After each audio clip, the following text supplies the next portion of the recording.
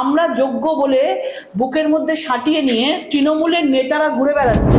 মৃত মানুষ যদি আজকে শ্মশানে যায় তাহলে ডোমকেও মনে হয়, ডোমের কাছেও মানে সেখান থেকেও পয়সা মনে হয় তৃণমূল সরকার সেই মৃত ব্যক্তির কাছ থেকেও 500 টাকা 1000 টাকা নিতে ছাড়বে না, এই অবস্থায় দাঁড়িয়েছে।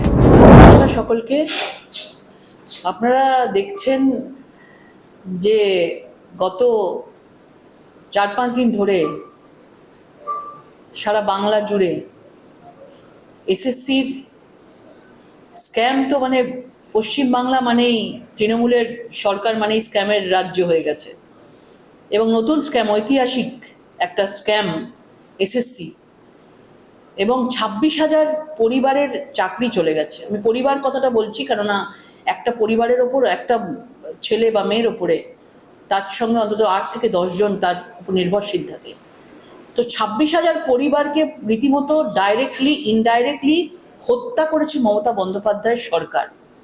কালকে যে নাটক মঞ্চস্থ হয়েছে, যে যাত্রাপালা মঞ্চস্থ হয়েছে সকাল থেকে মমতা বন্দ্যোপাধ্যায় করেছেন, এবং তার বাইরে যে অরাজকতা, যে ধরনের মানুষের হাহাকার যেভাবে চলেছে, তাতে প্রত্যেকটা মানুষের 1% বুঝতে দ্বিধা নেই যে এই সরকার একটা মিথ্যাবাদীর সরকার। আজকে 26,000 লোক, আর সেখানে কতগুলো পাস তৈরি করেছেন? সেখানে 7,000 পাস তৈরি করেছেন। 7,000 কিসের ভিত্তিতে পাস তৈরি করেছেন? যোগ্যের ভিত্তিতে পাস তৈরি করেছেন। যোগ্যটা কারা? আমরা দেখছিলাম যে এরকম একটা আমরা যোগ্য বলে বুকের মধ্যে সাঁটিয়ে নিয়ে তৃণমূলের নেতারা ঘুরে বেড়াচ্ছে। আমরা যোগ্য বলে সাঁটিয়ে নিয়ে দেখতে পাচ্ছি আমরা সিটি কলেজের ভাইস প্রিন্সিপাল মহিতোষ গায়েন, তিনি ঘুরে বেড়াচ্ছেন আমরা যোগ্য বলে।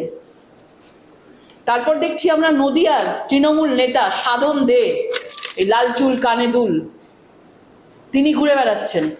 তাদেরকে ক্যামেরা এলো, আপনাদের মতন মিডিয়ারা তাদেরকে ধরলেই তারা বলছেন যে না না না আমরা এখানে নই। তাহলে তারা চেয়ার ভর্তি করতে গেছিল?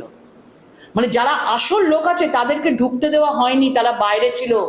কারণ তারা যদি গিয়ে মমতা বন্দ্যোপাধ্যায়ের সেই নাটককে, সেই যাত্রাপালাকে বিঘ্ন ঘটায়, তারা যদি নিজেদের সত্যিকারের হাহাকারটা, সেই আওয়াজটাকে যদি তুলে ধরে, তখন টিভি ক্যামেরায় সেগুলো চলে আসতে পারে। সেই জন্য বেছে বেছে সবাইকে ঢোকানো হচ্ছিল। কিছু দেখবেন নানা রকম ইন্টেলেকচুয়াল, আমি অবাক হয়ে যাই সেখানে গিয়ে মমতা বন্দ্যোপাধ্যায়ের বাণী, মমতা বন্দ্যোপাধ্যায়কে নিয়ে কবিতা বলছেন সুবোধবাবু। আমি অবাক হয়ে যাচ্ছি যে তাদের সম্বন্ধে একটা কোনো কথা না বলে তারা কি করে মমতা বন্দ্যোপাধ্যায়কে খুশি করা যায় তার চেষ্টা করে যাচ্ছেন অনর্গল। আর বাইরে চোখের জল ফেলছে তারা। সেই আমরা যোগ্য এই পাসটা পর্যন্ত 500 টাকায় বিক্রি হচ্ছে। এসএসসির চাকরি বিক্রি করেছে লাখ লাখ টাকায়, চাকরিও চলে গেল। আবার সেই চাকরির জন্য যখন 26,000 লোককে যখন নেতাজি ইন্ডোরে ডাকা হচ্ছে, সেইখানে পর্যন্ত সেই পাসটাও পর্যন্ত 500 টাকায় বিক্রি করছে। মাঝে একটা মৃত মানুষ যদি আজকে শ্মশানে যায় তাহলে ডোমকেও মনে হয়, ডোমের কাছেও মানে সেখান থেকেও পয়সা মনে হয় তৃণমূল সরকার সেই মৃত ব্যক্তির কাছ থেকেও 500 টাকা 1000 টাকা নিতে ছাড়বে না, এই অবস্থায় দাঁড়িয়েছে। মানে এইরকম একটা সরকার দাঁড়িয়েছে। মমতা বন্দ্যোপাধ্যায় বলছেন সেখানে যে আমি পাত্তা দিই না। সুপ্রিম কোর্টের কর্তৃত্বের স্পষ্ট উপেক্ষা করে তিনি 2016 সালের বিলুপ্ত প্যানেলকে দায়িত্ব নিয়ে পুনরায় বহাল থাকার জন্য কথা বলছেন। কত বড় বড় কথা বলছেন। আমি জেলে যেতে রাজি আছি, আমি কারুর চাকরি এই করব না, চাকরি সবাই বহাল থাকবে, সবাই চাকরি করবে, এত হুঙ্কার দিচ্ছেন, বাঘের গর্জন করছেন। ঠিক উল্টো দিকে আমরা দেখতে পাচ্ছি সেখানে প্রেয়ার করছেন, কোর্টে উনি প্রেয়ার করছেন, যে বলছেন হুজুর সেই সময় যখন নেতাজি ইন্ডোরে মমতা বন্দ্যোপাধ্যায় নাটক করছেন, ঠিক ওই সময় এসএসসির যিনি আছেন সেখান থেকে প্রেয়ার করা হচ্ছে সুপ্রিম কোর্টকে, যে হুজুর আপনি আমাদেরকে, আমরা অনুরোধ করছি যে চাকরিটা চলে গেছে এই আগামী এই শিক্ষাবর্ষ অবধি অন্তত একটা বছর আপনারা কন্টিনিউ এটাকে করুন। তাহলে ভেবে দেখুন পশ্চিমবাংলার যে 26,000 যে বাঙালিরা রয়েছে না, তাদেরকে কি পেয়েছে? তাদেরকে ভাবছে যে অশিক্ষিত, তাদেরকে ভাবছে নির্বোধ, তাদের ভাবছে তাদের কোনো বুদ্ধি নেই।